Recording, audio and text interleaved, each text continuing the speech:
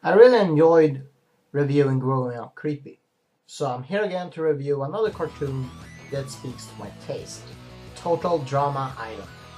Created by Jennifer Persh and produced by Canadian television studio Fresh TV, the Total Drama series is a satire on the reality show genre, and sometimes they really do hit the right notes when it makes fun of itself. Total Drama Action, coming soon! Pears and apples of fun! What? That piece of cinematic gold is the Japanese promo. Total Drama is huge here! Okay, but that was in English, so why are they dubbing our voices? Turns out the locals just don't like the sounds of y'all. Sorry! No, you're not! The premise is that TV host Chris McLean takes 24 completely different teenagers to an island where they compete in strange and many times dangerous challenges. In the end of every episode, one character is voted off the island. Campers, this is the final marshmallow of the evening. What makes this show really special is the characters. All of them represent a different teenage archetype. So you can always find someone or some characters that you can see yourself in. Personally, I'm somewhere between Noah and Ezekiel. Noah is lazy, cynical, and intelligent. He's also a sarcastic joker. And in a show where most of the humor comes from ridiculous situations and slapsticks, Noah's one-liners really are able to spice up the show. We'll shout fix the plane so we can leave here while I'm still young. I don't know, did we land in the 70s? Ezekiel is a socially awkward and socially absent loner. While he might seem quite dumb, he is really just slow to adapt to the social teenage world. He is actually pretty tough and clever, plus I love how he in the end turns into Gollum from Lord of the Rings.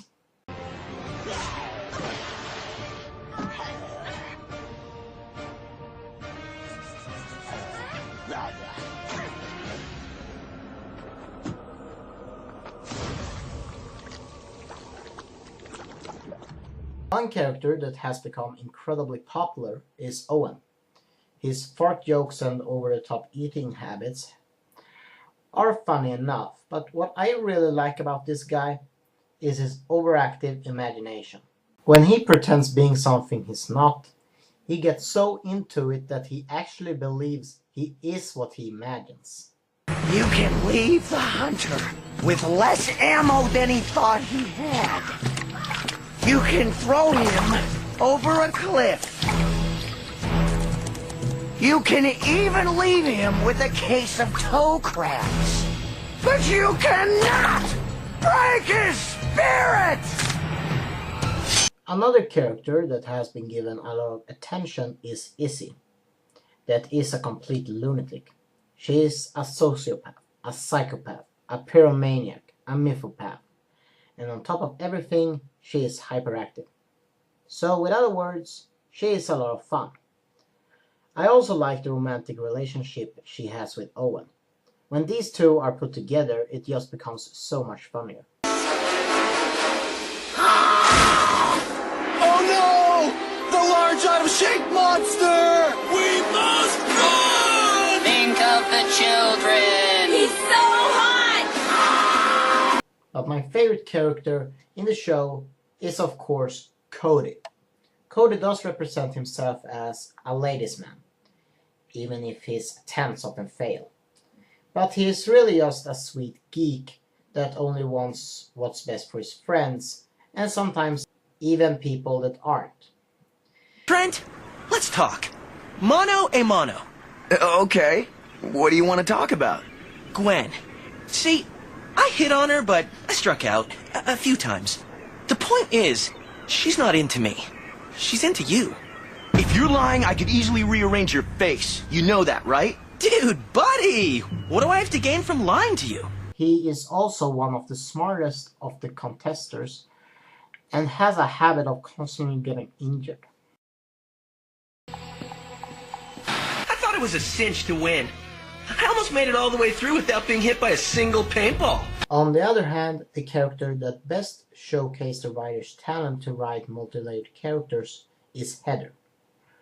When you first see her, it's really easy to hate her. She's like your typical teenage bitch, only with the smarts to manipulate, exploit, and humiliate anybody. But later on you get to know why Heather is so mean in the first place, and you actually do begin to feel sorry for her. I don't like being mean all the time. It's kind of become this habit of mine. Do you think that it's fun being the one that everyone hates? Look at me! I don't even have any hair! Maybe you're so afraid everyone will reject you that you push them away first.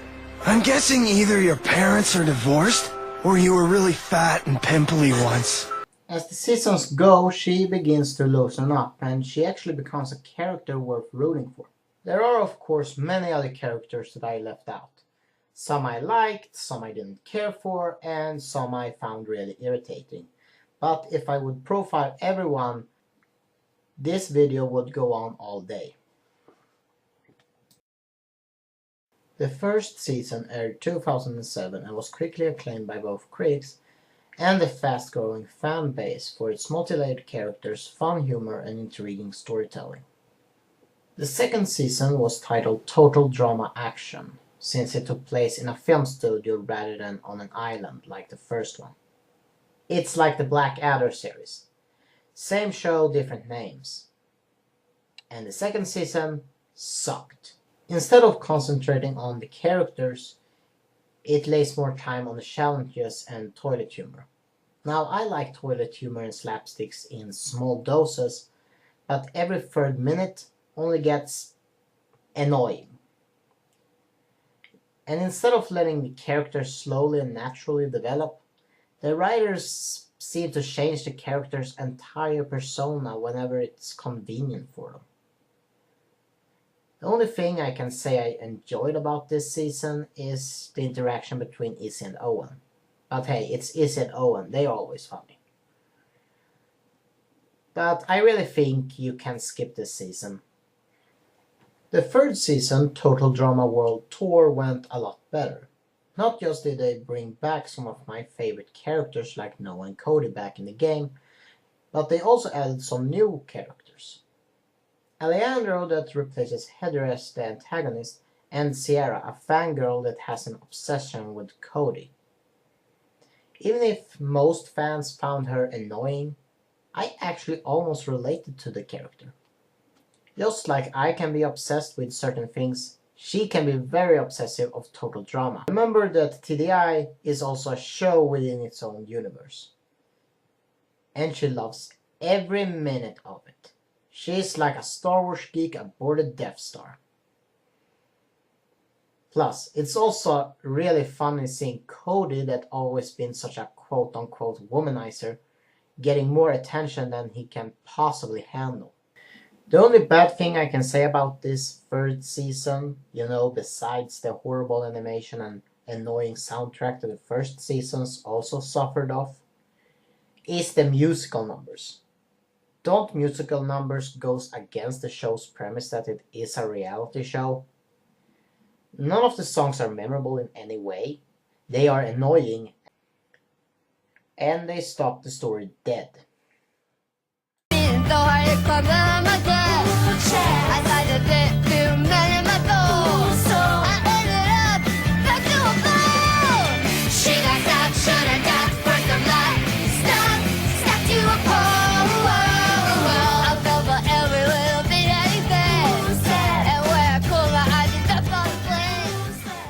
But overall, Total Drama World Tour is a nice little ending to Generation 1.